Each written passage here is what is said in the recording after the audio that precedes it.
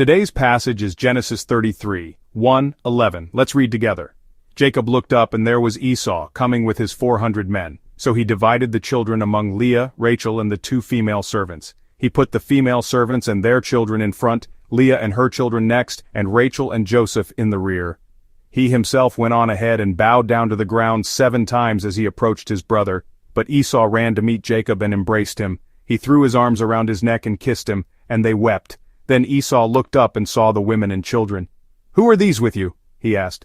Jacob answered, "They are the children God has graciously given your servant." Then the female servants and their children approached and bowed down. Next, Leah and her children came and bowed down. Last of all came Joseph and Rachel, and they too bowed down. Esau asked, "What's the meaning of all these flocks and herds I met?" "To find favor in your eyes, my lord," he said. But Esau said, "I already have plenty, my brother. Keep what you have for yourself." "No, please," said Jacob.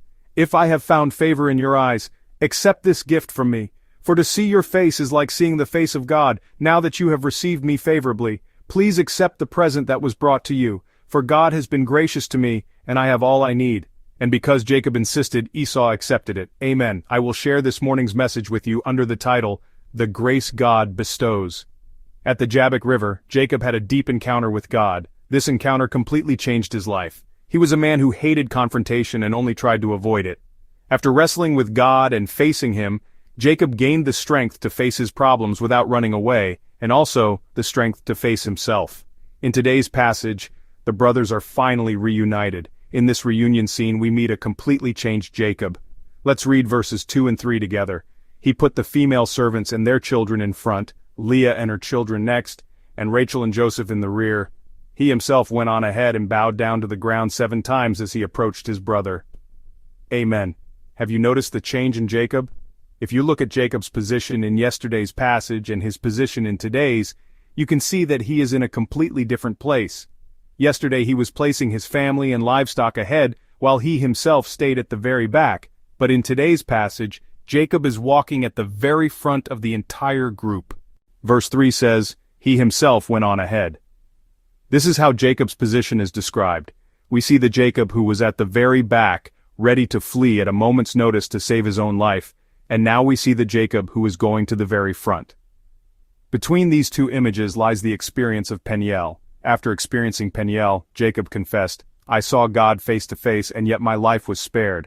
That experience of surviving a face-to-face encounter with God made him unafraid of his encounter with Esau.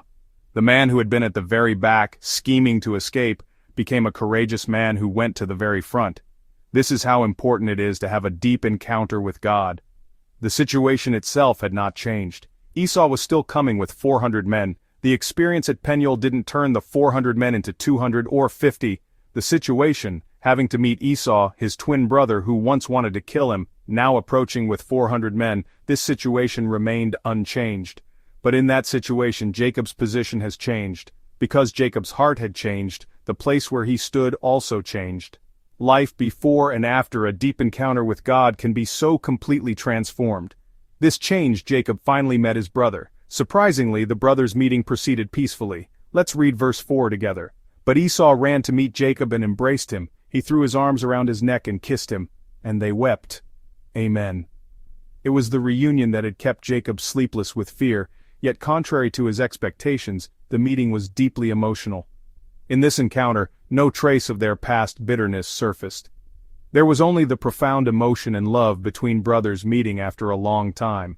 The 2 brothers, reunited after 20 years, embraced, kissed, and wept together. Looking only at this scene, one might wonder if Jacob really needed to stay up all night at the Jabbok River. One might wonder if he needed to wrestle like that.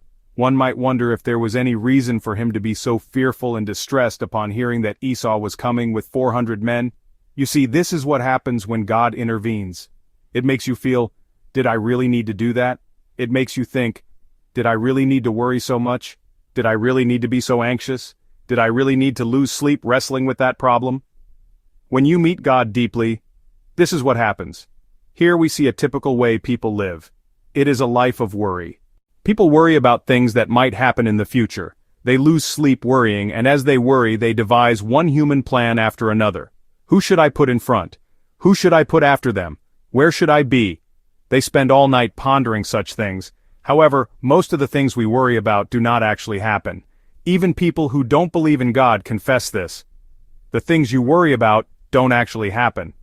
But we who believe in God confess this. God ensures that the things we worry about do not happen. God ensures that the things we worry about do not come to pass. Do you believe this? This is the work of our God. When Laban pursued Jacob's party in anger, accusing him of fleeing like a thief, God appeared to Laban in a dream, and God sternly commanded Laban, "Be careful not to say anything to Jacob, either good or bad." When Laban met Jacob, he told him how God had appeared to him in a dream. He suppressed his anger, made a covenant with Jacob, and sent him on his way. God resolved the problem between Laban and Jacob. When God intervenes, problems are solved. He makes you feel as if you're wondering, when did that happen? Was I ever worried? Did I really need to be anxious about that? The scene of meeting Esau in today's passage is the same. When Esau heard that Jacob was returning, he went to meet him. He did not go alone. He brought 400 men. This crowd was clearly not an entourage to welcome Jacob. When he first set out, Esau must have been thinking of retaliation or revenge, but on the way, his heart changed. Just as Laban's heart changed on his way to pursue Jacob, Esau's heart must have changed on his way to meet Jacob. We can surmise that just as with Laban, God must have intervened directly with Esau. The same God who allowed Jacob to part with Laban peacefully also enabled him to start over peacefully with Esau. God intervened. I believe that all history is in God's hands. Therefore, I believe that the solution to our problems also lies with God. If problems could be solved by worrying or being anxious, then by all means you should worry and be anxious. But that is not the case. Worry and anxiety do not solve problems. A 20-year problem, a problem that had become a matter of life and death, but even a problem like this, when entrusted to God's hands for just one night, when God intervenes for just one night, He resolves it and changes it to the point where you think, when did that happen? Was I ever worried? Did I really need to worry so much? Overnight, while on the road to meet his brother, Esau's heart was changed and the problem was solved. This is what happens when God intervenes. When Jacob left home, he and Esau were certainly enemies. Esau was so determined to kill Jacob that he had vowed to himself to do it after their father Isaac died. But when Jacob returned home, they were reconciled. By any human standard, this reconciliation should have been impossible. The 20 long years and the great distance that had separated them were nothing compared to the chasm of bitterness between the brothers. Yet that gap, which seemed unbridgeable, was closed in an instant as Esau made his way to meet Jacob. This is the amazing work of God. Dear beloved congregation, do you have problems that seem unsolvable? Even if a problem has gone unresolved for a long time, or even if a great chasm has opened up between people, making you think, this gap can never be closed, with God, no problem is truly unsolvable.